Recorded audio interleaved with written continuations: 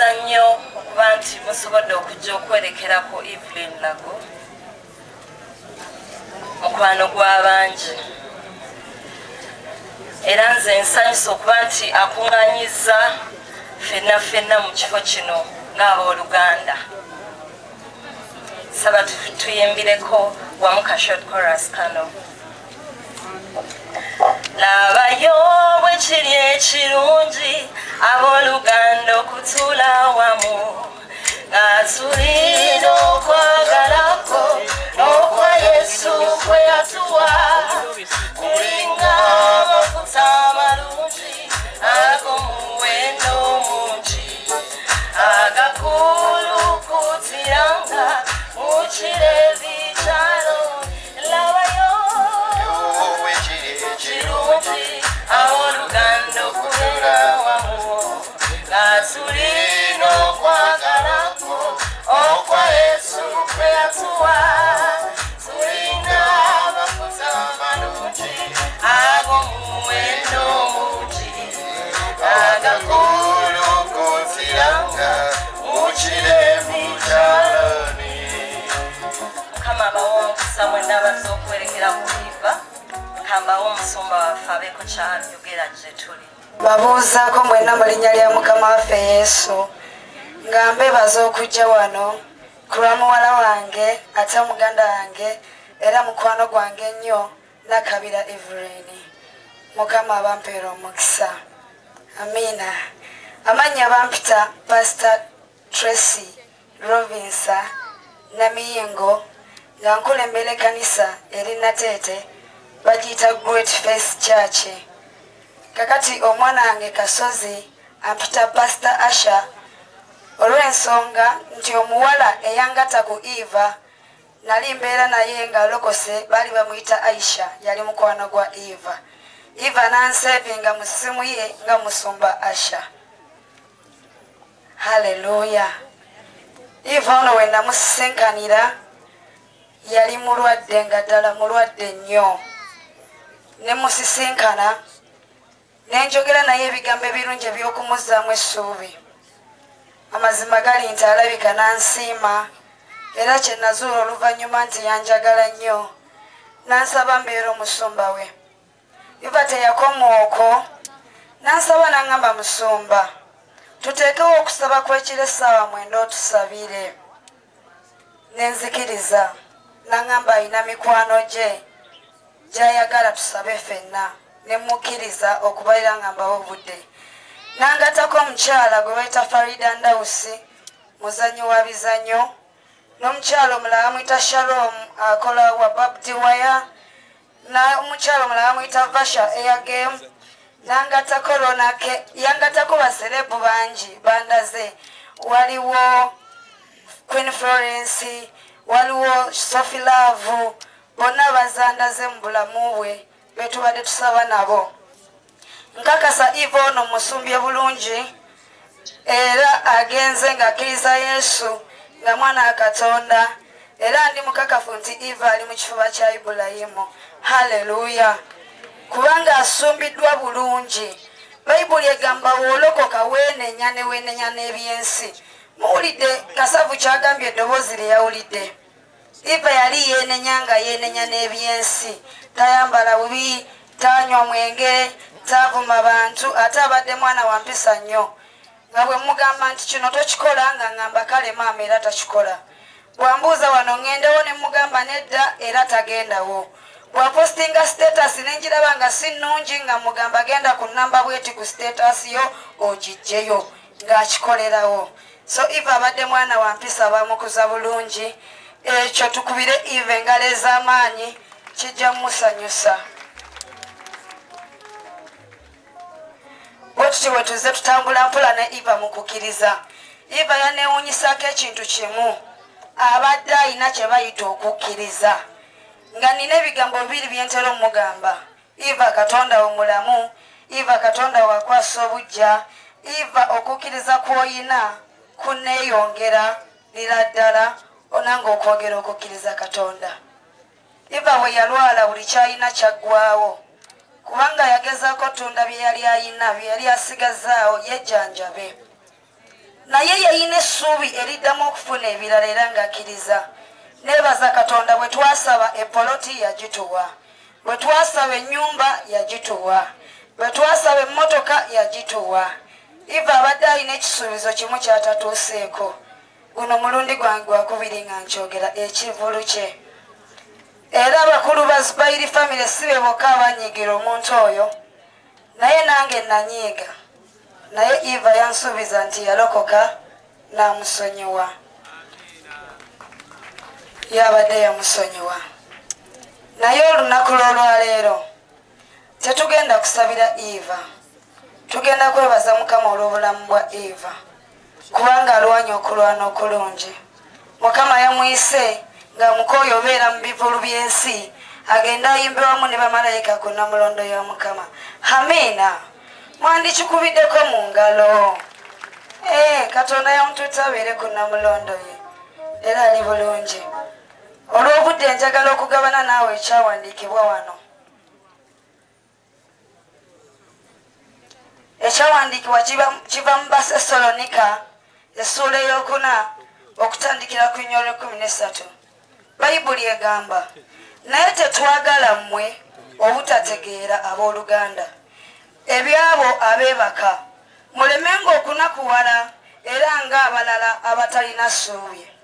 Eva ono gwe mulaba tafudde wabula yeebase bwebasi. Bayibuli etugamba Yesu agenda kudda alondemu ababe. Eva tafudde, Bayibuli etugambye tetuba ng'abo abatategeera abanakuwala. Amiina. Kati tetunakuwala kubanga Eva yeebase, kyova yatugamba tusanyuke. Kubanga bwe tukkiriza nga Yesu yafa n'azuukira era nga Katonda alireeta bw'atyo abeebaka ku bwa Yesu wamu naye. Amiina. Bw'okkiriza Yesu tofa. Yesu yagamba nti newankubadde ng'ofudde oliba mulamu, kuba ye kuzuukira n'obulamu. Kati bw'okkiriza Yesu tofa. Owooluganda gwali eyo oteekeddwa okuteekerateekera olugendo lwo nga Eva ono bwe yakola ki? Bwe yakola n'ateekerateekera olugendo lwe bulungi. Amiina. Kati ali ne Mukama waffe Yesu. Enneeyisa ye ekola ky'amaanyi nnyo ku bulamu bwe obutaggwaawo. Enkola ye ey'emirimu n'okwagala kw'olina kukola ky'amaanyi nnyo ku bulamu bwe obutaggwaawo. Baganda bange okufa tekutuli wala, ffenna tujja kufa. Naye ogenda kufa oba ogenda kwebaka?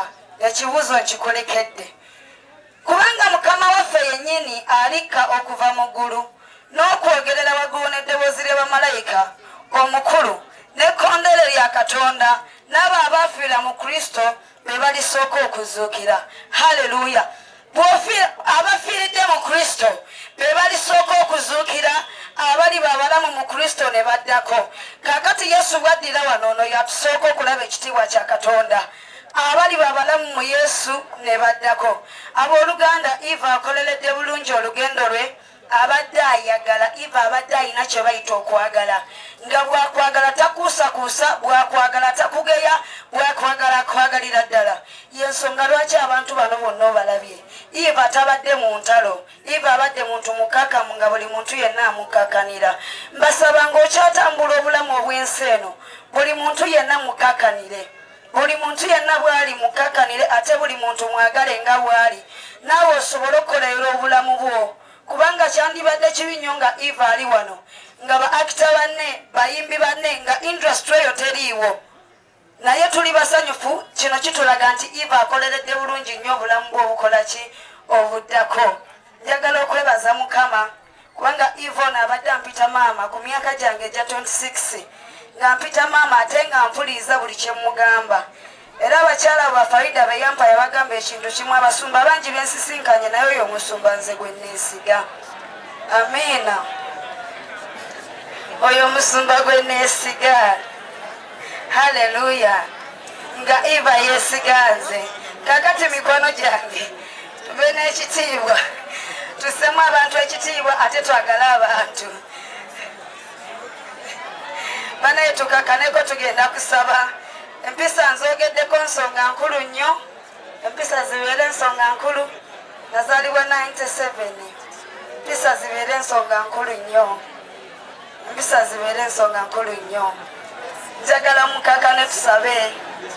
Eva abadde mukwano gwange bayibuli etulaga abantu abayitibwa nga bato badawudi bangi bayitibwa nga ffe mukama ayita bato amiina kati tukakane tusabe katonda agenda tuwa omukisa njagala twebalizeeko twebaze katonda ku lwa eva ono banange twewombeeke